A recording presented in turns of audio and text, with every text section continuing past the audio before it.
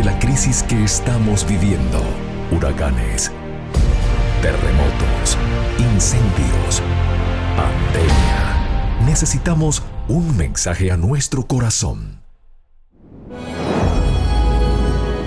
Ministerio al pequeño rebaño. Reciban un saludo de parte de su amigo el pastor Miguel Tirado. Hoy vamos a dialogar acerca del capítulo 17 del libro El deseado de todas las gentes. Este capítulo se titula Nicodemo y está basado en el relato de Juan capítulo 3 versos del 1 al 17.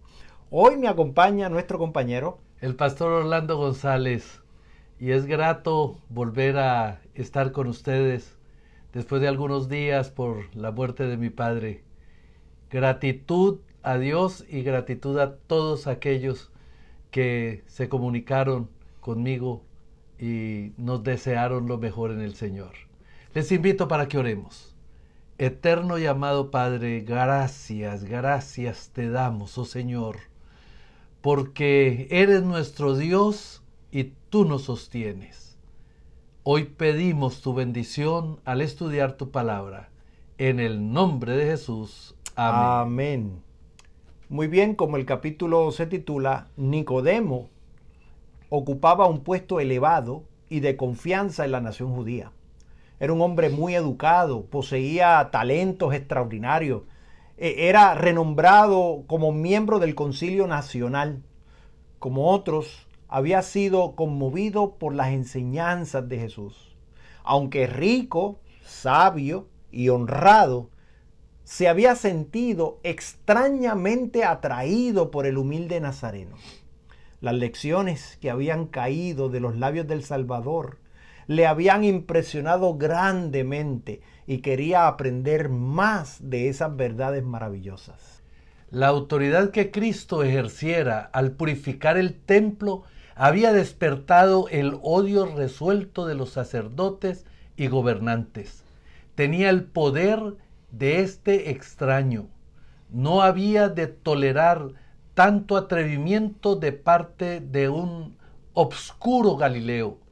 Se proponía acabar con su obra, pero no estaban todos de acuerdo en este propósito.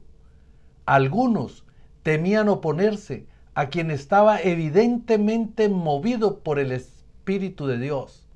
Recordaba cómo los profetas habían sido muertos por reprender los pecados de los dirigentes de Israel. Sabía que la servidumbre de los judíos a una nación pagana era el resultado de su terquedad en rechazar las represiones de Dios. Temía que al maquinar contra Jesús, los sacerdotes y gobernantes estuviesen siguiendo en los pasos de sus padres y hubiesen de traer nuevas calamidades sobre la nación. Nicodemo participaba de esos sentimientos. En un concilio del Sanedrín, cuando se consideraba la conducta que se debía seguir para con Jesús, Nicodemo aconsejó cautela y moderación. Hizo notar con insistencia que si Jesús estaba realmente investido de autoridad de parte de Dios, sería peligroso rechazar sus amonestaciones. Los sacerdotes no se atrevieron a despreciar este consejo y por el momento no tomaron medidas abiertas contra el Salvador. Desde que oyera a Jesús, Nicodemo había estudiado ansiosamente las profecías relativas al Mesías. Y cuanto más las escudriñaba, tanto más profunda se volvía su convicción de que era el que había de venir. Juntamente con muchos otros hijos de Israel, había sentido honda angustia por la profanación del templo.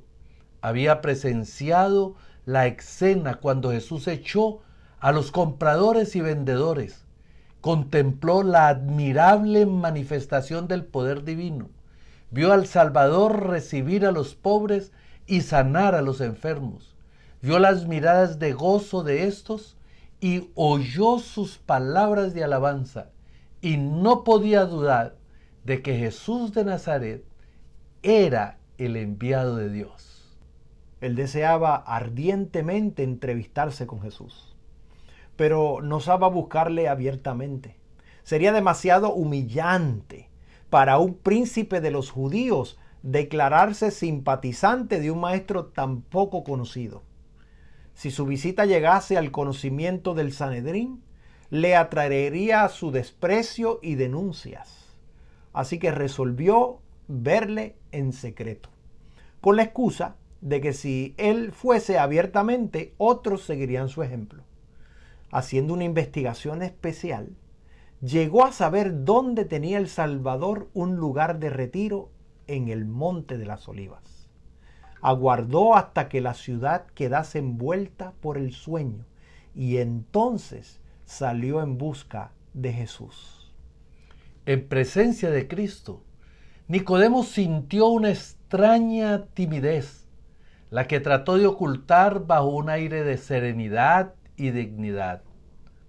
Rabí dijo: sabemos que has venido de Dios por maestro, porque nadie puede hacer estas señales que tú haces, si no fuere Dios con él. Hablando de los raros dones de Cristo como maestro y también de su maravilloso poder de realizar milagros. Esperaba preparar el terreno para su entrevista.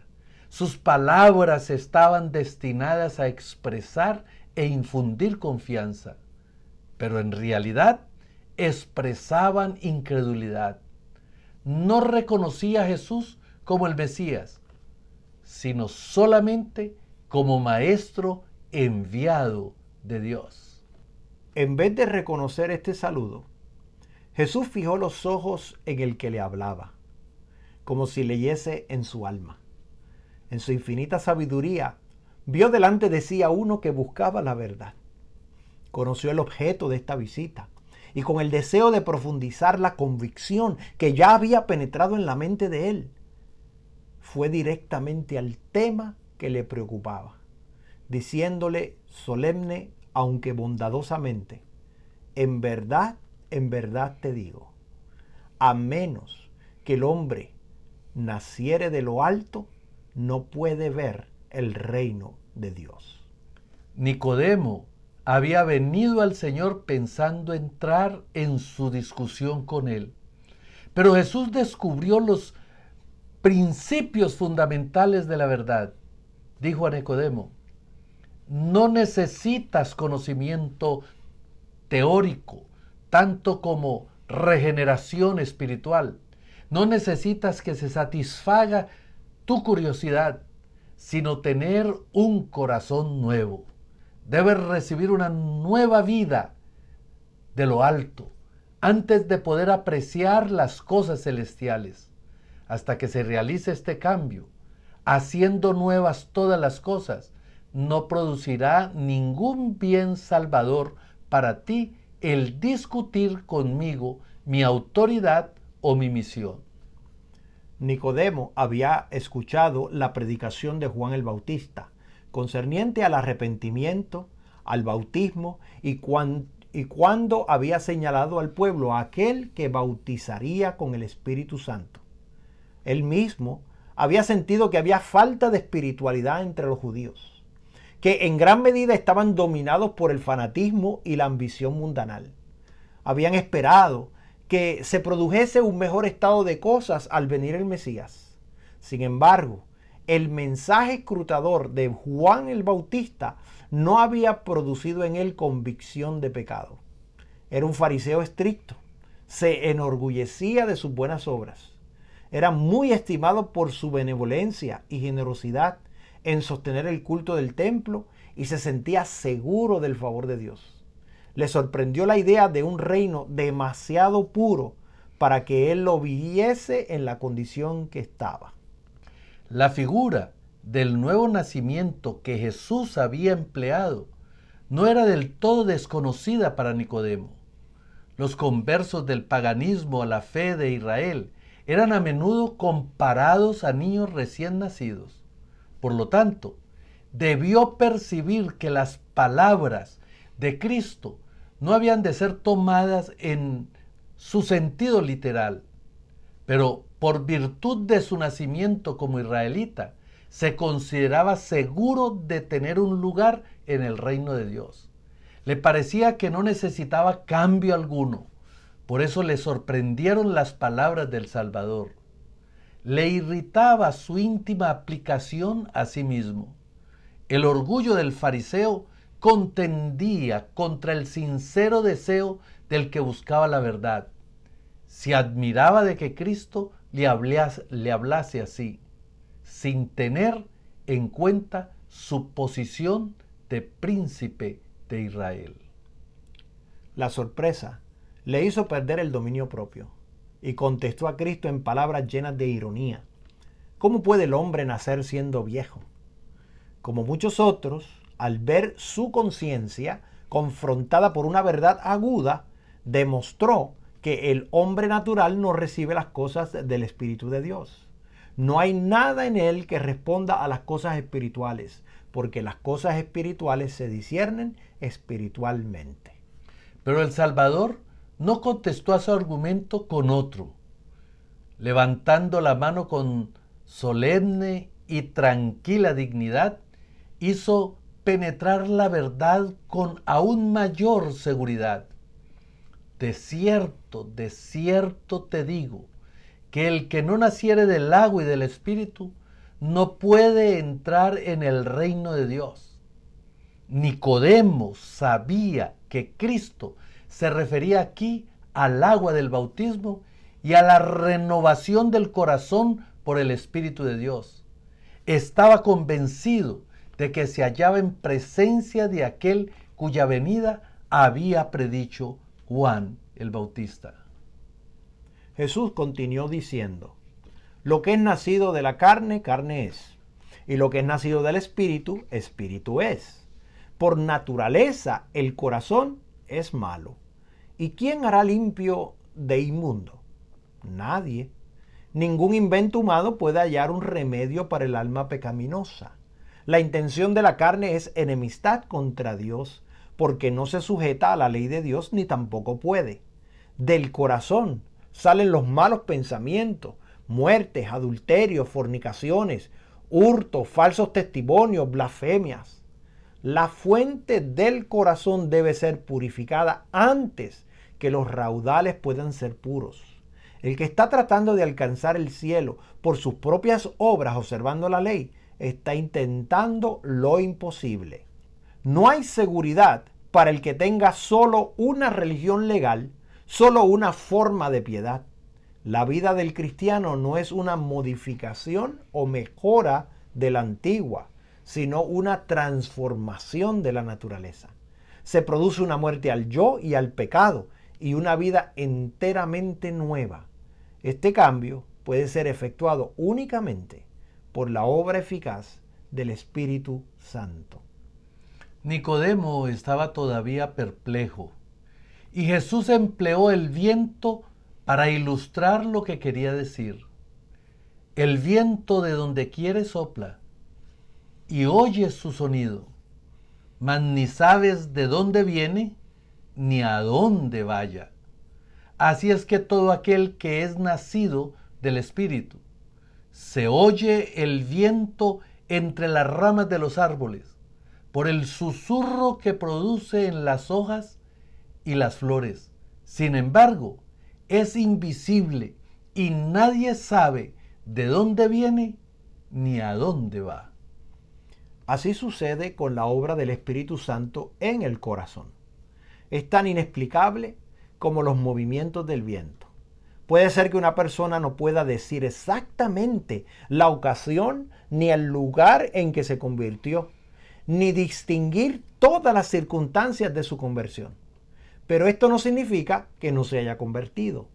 Mediante un agente tan invisible como el viento, Cristo obra constantemente en el corazón, poco a poco, tal vez inconscientemente para quien lo recibe. Se hacen impresiones que tienden a traer el alma a Cristo.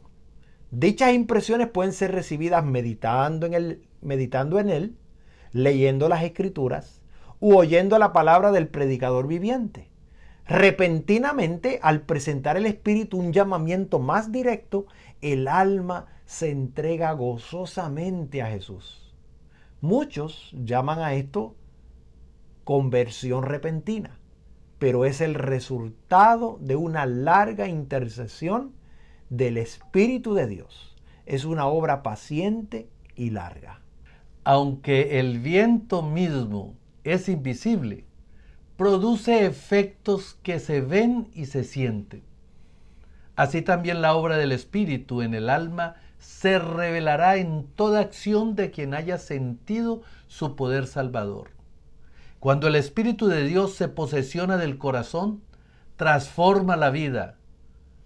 Los pensamientos pecaminosos son puestos a un lado. Las malas acciones son abandonadas. El amor, la humildad y la paz reemplazan la ira, la envidia y las contenciones. La alegría reemplaza la tristeza y el rostro refleja la luz del cielo. Nadie ve la mano que alza la carga, ni contempla la luz que desciende de los atrios celestiales. La bendición viene cuando por la fe el alma se entrega a Dios. Entonces, ese poder que ningún ojo humano puede ver, crea un nuevo ser a la imagen de Dios. ¡Qué belleza! ¡Qué transformación! La que el Señor ha prometido está laborando en cada uno de nosotros para llevarnos a transbordar su gloria. Les invito, mis amigos, para que dobleguemos nuestra vida al Señor, le entreguemos a Él nuestro ser y dependamos de su gracia y dejemos que el toque de su poder nos transforme de gloria en gloria. Amén. Que el Señor les bendiga. Quisiera orar, pastor. Inclinemos el rostro. Amoroso Padre, gracias por la obra de tu Santo Espíritu en nuestro corazón. Es una obra que quizás no se ve como el viento, pero sí vemos sus efectos. Vemos esa transformación. Señor, te damos permiso para que entres a nuestro corazón y nos transformes. En el nombre de Jesús. Amén. Amén. Te invito a compartir este mensaje con tus amigos y esto ha sido un mensaje al pequeño rebaño. Dios te bendiga.